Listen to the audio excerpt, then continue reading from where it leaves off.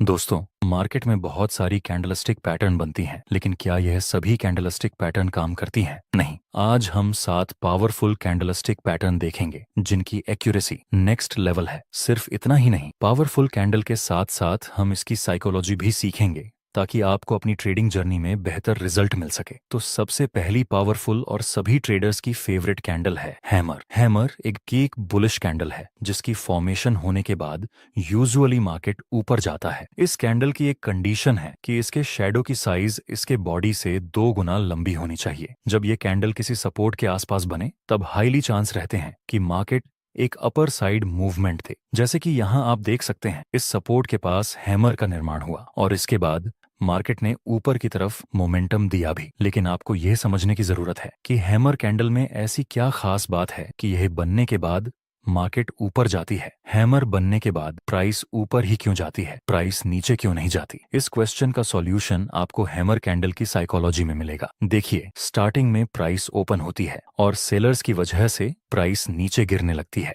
पर किसी important support के पास बायर्स एक्टिव होते हैं और प्राइस को ऊपर की तरफ पुश करते हैं। एंड में प्राइस जहां ओपन हुई थी उसके भी ऊपर बायर्स प्राइस को क्लोज करवाने में कामयाब रहते हैं। शुरुआत में सेलर्स ने पूरी कोशिश की थी प्राइस को नीचे गिराने की, लेकिन एंड में बायर्स ने पूरा कंट्रोल लेकर अपना डोमिनेंस दिखाया, जिसके बाद हमें हैमर कैंडल जैसी फॉर्मेशन मिलती है। इस कैंडल में अभी बायर्स का डोमिनेंस है। जब दूसरी कैंडल भी इस हैमर के हाई के ऊपर क्लोज हो जाए तब हम कंफर्म हो जाते हैं कि अब प्राइस यहां से एक अपर साइड मूवमेंट दे सकती है, क्योंकि यह दोनों ही कैंडल में बायर्स का डोमिनेंस है। अब दूसरी इंपॉर्टेंट कैंडल देखते हैं जो कि सेलर्स की पसंदीदा कैंडल में से एक है, वह है शूटिंग स्टार। शूटिंग स्टार एक भी बेयरिश कैंडल है जिसकी फॉर्मेशन होने के बाद यूजुअली प्राइस नीचे गिरती है। इसकी भी एक कंडीशन है कि इसके शैडो की लंबाई इसके बॉडी से मिनिमम 2 गुना ज्यादा होना चाहिए। जब यह कैंडल किसी रेजिस्टेंस के आसपास बने तो हाईली चांस रहेंगे कि प्राइस नीचे गिरे। जैसे आप देख सकते हैं, यहाँ मार्केट पहले अपर ट्रेंड में मूव कर रहा था, फिर हमें एक पुल बैक देखने को मिला और इस रेजिस्टेंस के पास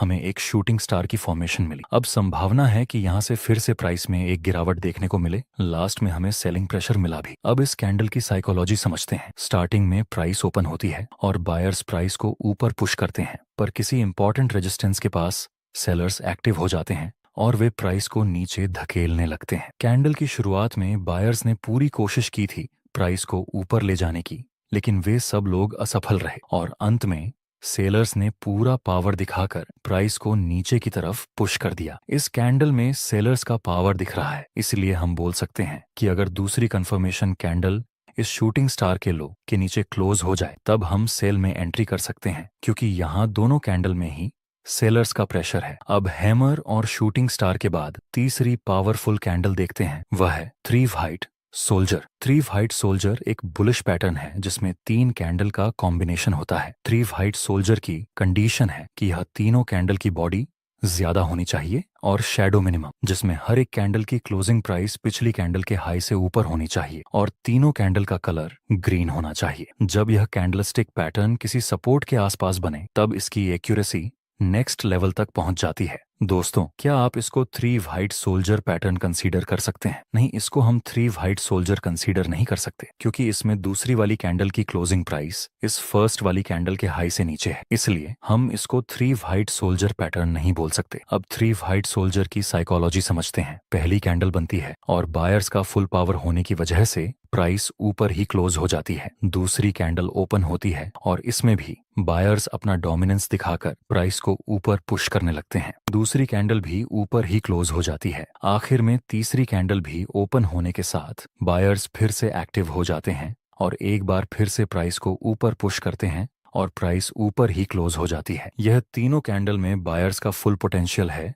इसलिए थ्री हाइट सोल्जर की एक्यूरेसी ज्यादा है। चलिए इसको एक एग्जाम्पल के साथ समझते हैं। यहाँ शुरुआत में प्राइस नीचे आता है, उसके बाद फिर से ऊपर चला गया। जहां से मार्केट ने ऊपर की डायरेक्शन में मूव किया था वह एरिया हमारे लिए सपोर्ट का काम करेगा। नेक्स्ट हम देखें तो प्राइस इसी सपोर्ट के पास तीन व्हाइट सोल्जर की फॉर्मेशन बनाता है, जो कि हाईली एक्यूरेट कैंडलस्टिक पैटर्न में से एक है। तो अब हम बाय में एंट्री कर सकते हैं, जिसमें स्टॉप लॉस इस 3 व्हाइट सोल्जर के लो से थोड़ा नीचे रखेंगे और प्रॉफिट टारगेट के लिए हम इस नजदीकी रेजिस्टेंस का यूज करेंगे। आगे हमारा प्रॉफिट टारगेट भी कंप्लीट हो चुका है। दोस्तों, आपके लिए एक क्वेश्चन है कि हैमर की एक्यूरेसी ज्यादा है या फिर 3 व्हाइट सोल्जर की? वीडियो को पॉज करें और आंसर अपने दिमाग में रेडी रखें। अगर आपने यह दोनों कैंडल की साइकोलॉजी ठीक से समझी होगी तो आप इसका आंसर तुरंत दे पाएंगे। एक जरूरी बात, अगर आप चार्ट्स पर मल्टीपल इंडिकेटर्स का उपयोग करते हैं या एक साथ 4-5 चार्ट्स देखते हैं तो आपके पास ट्रेडिंग व्यू का प्रीमियम प्लान होना जरूरी होता है। इसका कॉस्ट 12,000 रुपए पर ईयर है। अगर आप ट्रेडिंग व्यू का सब्सक्रिप्शन फ्री में चाहते हैं तो आप अपना डिमैट अकाउंट शाम को ट्रेडिंग ऐप में खोल सकते हैं। अपने ट्रेडिंग को इम्प्रूव करने के लिए सैमको में स्विच करें। सैमको आपकी ट्रेडिंग हिस्ट्री का एनालिसिस करके आपको आपकी गलतियों के बारे में बताता है, जिन्हें जानकर आप अपनी ट्रेडिंग को और बेहतर बना सकते हैं। एक ही प्लेटफॉर्म पर सभी एसेट क्लास में ट्रेड कर सकते हैं, जिसमें कमोडिटी डेरिवेटिव्स और करेंसी डेरिवेटिव्स भी शामिल हैं। यहाँ अकाउंट ओपनिंग फ्री है और पहले साल के लिए अकाउंट मेंटेनेंस भी फ्री है। म्यूचुअल फंड और आईपीओ में कोई कमीशन नहीं है। बाकी सभी एसेट क्लास में ट्रेड करने पर केवल 20 रुपए पर ऑर्डर ब्रोकरेज लिया जाता है और यहाँ कोई भी हिडन चार्ज नहीं है। 1000 से ज्यादा स्टॉक्स पर 4 गुना लेवरेज मिलता है, जिसे आप लाइफ टाइम तक होल्ड कर सकते हैं। यहाँ पर आपको ट्रेडिंग व्यू का प्रीमियम वर्जन मिलता है, जहाँ आप मल्टी चार्ट लेआउट और 50 से भी ज्यादा इंडिकेटर्स का इस्तेमाल कर सकते हैं और चार्ट्स पर ही बाइंग और सेलिंग के ऑर्डर प्लेस कर सकते हैं। साथ साथ अपने स्टॉप लॉस और टारगेट को भी मैनेज कर सकते हैं। अगर आप डिस्क्रिप्शन में दिए गए लिंक से सैमको ब्रोकर ज्वाइन करते हैं तो आपको सीबी से रजिस्टर्ड एडवाइजर द्वारा दी गई रियल टाइम ट्रेडिंग एडवाइस बिल्कुल फ्री मिलेगी। देखिए, हैमर कैंडल में भी बायर्स का पावर होता है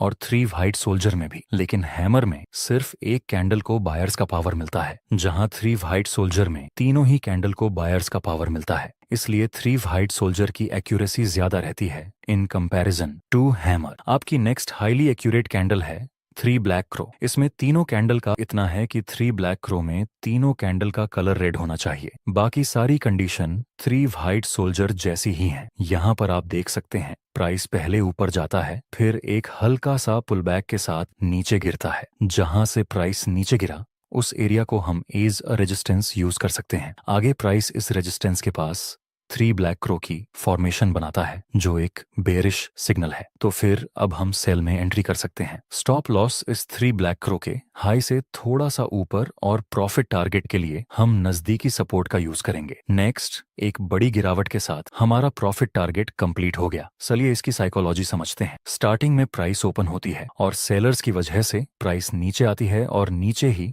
प्राइस क्लोज हो जाती है। दूसरी कैंडल में भी सेलर्स की एक्टिविटी ज्यादा होने की वजह से प्राइस ओपन होकर नीचे क्लोज हो जाती है और थर्ड कैंडल में सेलर्स का पावर ज्यादा होने की वजह से प्राइस ओपन होकर नीचे क्लोज हो जाती है। यह तीनों ही कैंडल में सेलर्स सेल करने में ज्यादा इंटरेस्टेड हैं, इसलिए यहाँ संभावना है कि आगे भी प्राइस नीचे गिर सकती है। दोस्तों, इस वीडियो में हमने ट्रेडिंग के बहुत सारे न्यू कॉन्सेप्ट ऐड किए हैं, जिससे कि आपकी ट्रेडिंग जर्नी सिंपल हो जाए। वीडियो बनाने में हमारी पूरी टीम की बहुत ज्यादा मेहनत लगी है। अगर आप हमें सपोर्ट करना चाहते हैं तो एक लाइक जरूर कर देना। आपकी नेक्स्ट कैंडल है बुलिश एंगल्फिंग। ये कैंडलस्टिक पैटर्न 2 कैंडल के कॉम्बिनेशन से बनती है, जिसमें पहले वाली कैंडल का कलर रेड होना चाहिए और दूसरी बड़ी कैंडल का कलर ग्रीन होना चाहिए। यह बुलिश कैंडल है तो यह किसी सपोर्ट के आसपास बननी चाहिए। इसकी एक और कंडीशन है कि यह फर्स्ट वाली कैंडल का हाई एंड लो पूरी तरह से दूसरी वाली ग्रीन कैंडल के अंदर होना चाहिए। यहाँ पर आप देख सकते हैं, इस इंपॉर्टेंट सपोर्ट के पास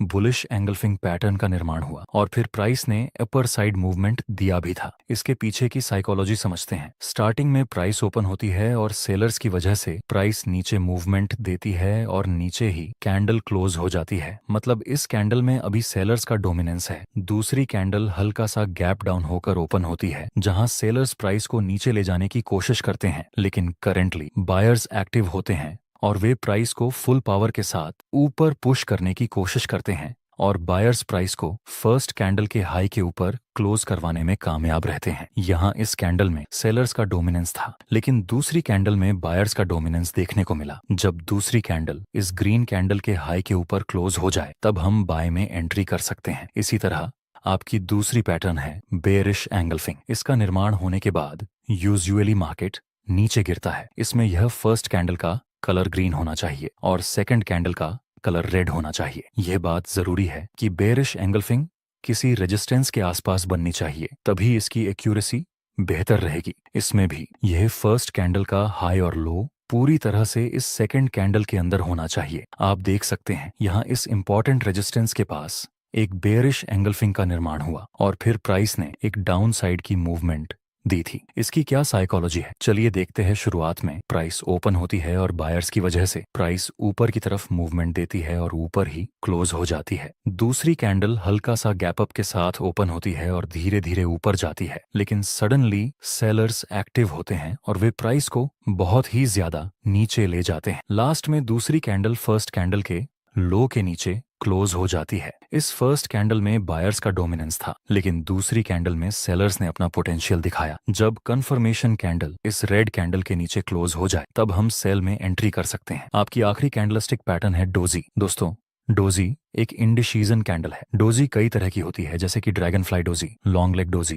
कॉमन डोजी, लेकिन आपको इसको इतना कॉम्प्लिकेटेड नहीं करना है, आपको इसे सिंपल ही रखना है। देखिए, डोजी में जो बॉडी होती है वह बिल्कुल ही ना के बराबर होती है और लंबे शैडो होते हैं। इसको आप बाय करने के लिए भी यूज कर सकते हैं और सेल करने के लिए भी यूज कर सकते हैं। कैसे, आइए देखते हैं। जब किसी इंपॉर्टेंट सपोर्ट के पास डोजी कैंडल मिले और दूसरी कैंडल डोजी के हाई के ऊपर क्लोज हो जाए तब आप बाय में एंट्री कर सकते हैं। इसी तरह जब डोजी किसी इंपॉर्टेंट रेजिस्टेंस के पास बने और दूसरी कंफर्मेशन कैंडल डोजी के लोरी के नीचे क्लोज हो जाए तब आप सेल में एंट्री कर सकते हैं। याद रहे दोस्तों, डोजी के आधार पर ट्रेड लेते समय आपको हमेशा कंफर्मेशन कैंडल का वेट करना है, क्योंकि यह इंडिसीजन कैंडल है। चलिए इसकी साइकोलॉजी समझते हैं। शुरुआत में प्राइस ओपन होती है और सेलर्स प्राइस को नीचे पुश करते हैं, लेकिन बायर्स एक बार फिर से प्राइस को ऊपर ले जाते हैं। जैसे ही प्राइस ऊपर जाती है, सेलर्स फिर से एक्टिव होते हैं और प्राइस को नीचे पुश कर देते हैं और जहां प्राइस ओपन हुई थी उसके आसपास ही क्लोज हो जाती है। सेलर्स ने कोशिश की थी प्राइस को नीचे ले जाने की, लेकिन वे नाकामयाब रहे, और वहीं बायर्स ने भी कोशिश की थी प्राइस को ऊपर ले जाने की, लेकिन वे भी सफल नहीं रहे, जिस वजह से इस कैंडल को हम इंडिसीजन कैंडल बोलते हैं। दोस्तों,